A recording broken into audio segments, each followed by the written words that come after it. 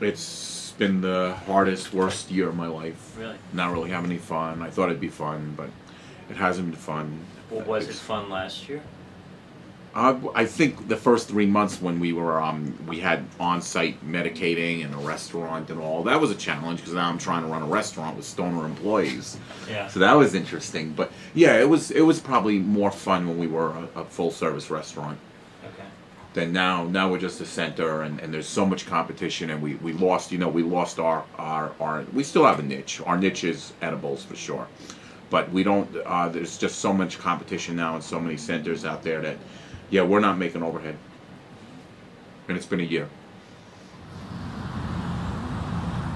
In this exact building and in this exact desk and in this exact office for the past 18 years, I sold promotional products. Mainly my niche was realtors. I got frustrated one day. The one big good account I had was acting all pissy at me, so I hung up the phone with her and said, "That's it. I'm going to open up a dispensary." Cleared off my entire desk, everything that had to do with promotional products, got it out of here. The night I opened, and I got all this press because I was the first restaurant to open up. I wake up, I'm very into snowboarding and powder, and I wake up around 4:30 in the morning, and I go outside just to see if it snowed. I look out my window, and there's a little bit of snow, and there's 2 police cars in front of my house. I didn't freak out. I just went I went back to sleep. And got up in the morning, the police cars were gone. But I think what happened is they were waiting for the word to arrest me because I opened up a medical marijuana restaurant. I had people in here smoking pot and eating food right in the restaurant, and they thought they were going to be able to arrest me.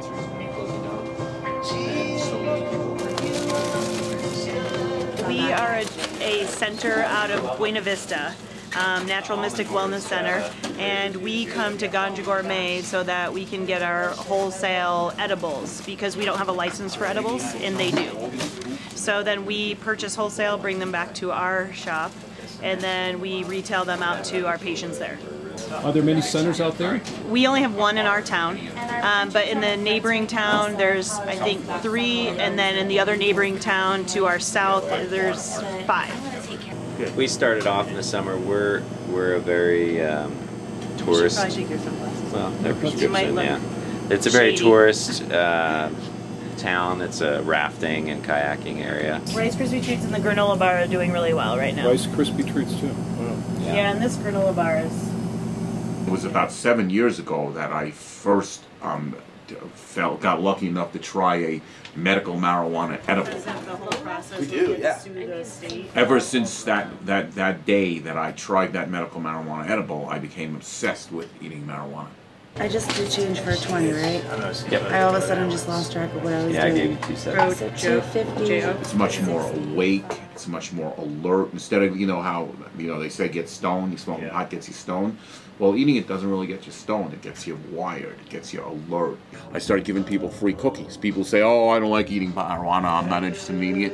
I started giving everybody that walked in the door a free, delicious, very medicated cookie, and we would tell them to only eat a little bit of it and give it a shot, not smoke. And the people that listened to us ended up loving edibles. So that was a good idea.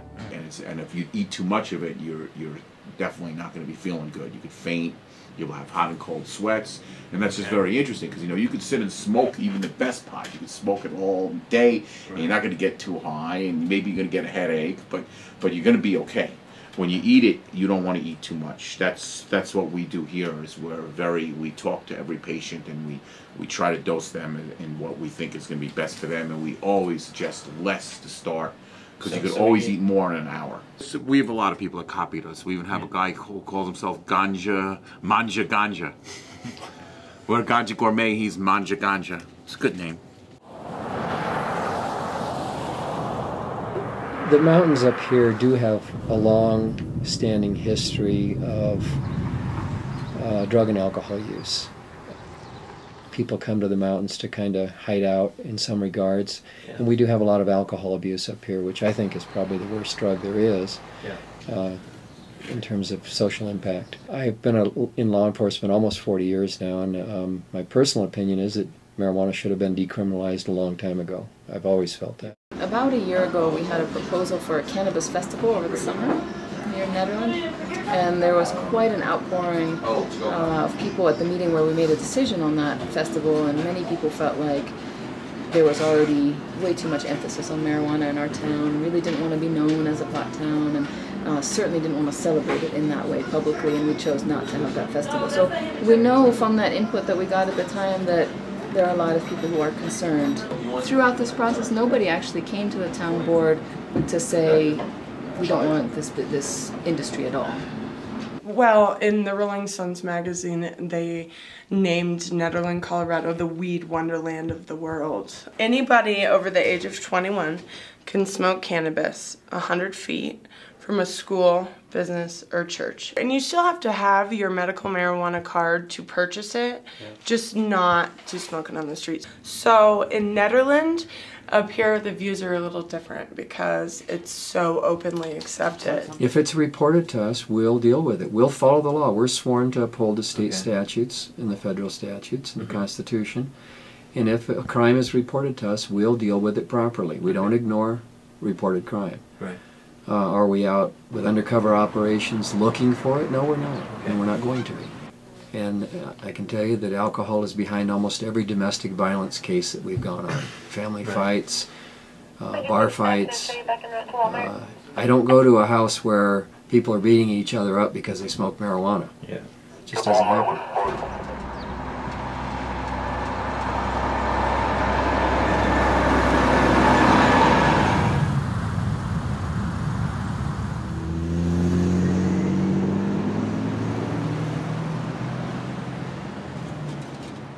That's an indica.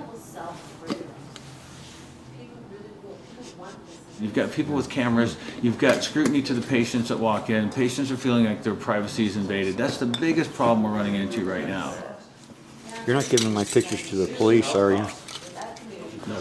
That type of pressure is taking a good percentage of all the smaller dispensaries like ourselves right out of the water.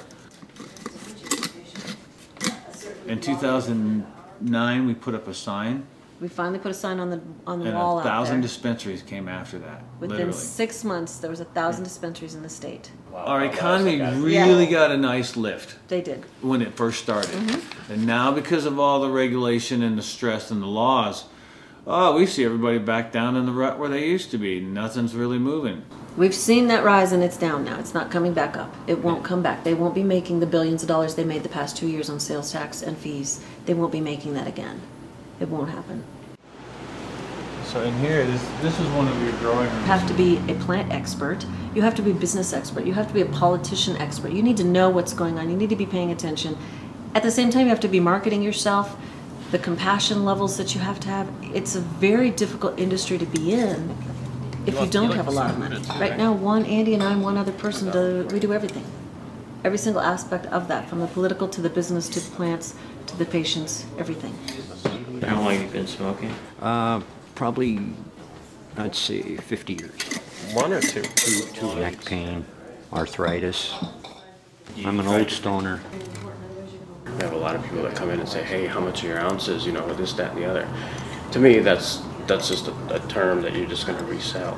And on the other hand, I get a lot of people that come in and say, and I'm not here to judge people, you know, you do what you will with it. I do have other people that come in and turn and say, hey, I'm looking for something consistent that's going to take care of my migraines, my nausea, whatever, if you will. And that is who I'm more inclined to provide my services to. There's two sides to that. There's the people who are out there who are trying to put that into their Friday night workout, and then there's the people like ourselves who are really trying to help people who are medical, who know that there's a true and wonderful benefit from medical marijuana. But unfortunately, those get lumped together. And that cross of information really creates havoc in our industry right now. There's 100 pages of law just for this new cannabis. And they're not even done. So the state loses so much money they're not aware of. Right. Basically, everybody's just going back underground. It's cheaper than spending the $90 fee for the state to get your license. It's cheaper than coming into a center and knowing that you're going to be scrutinized. Every angle of your body is going to be photographed.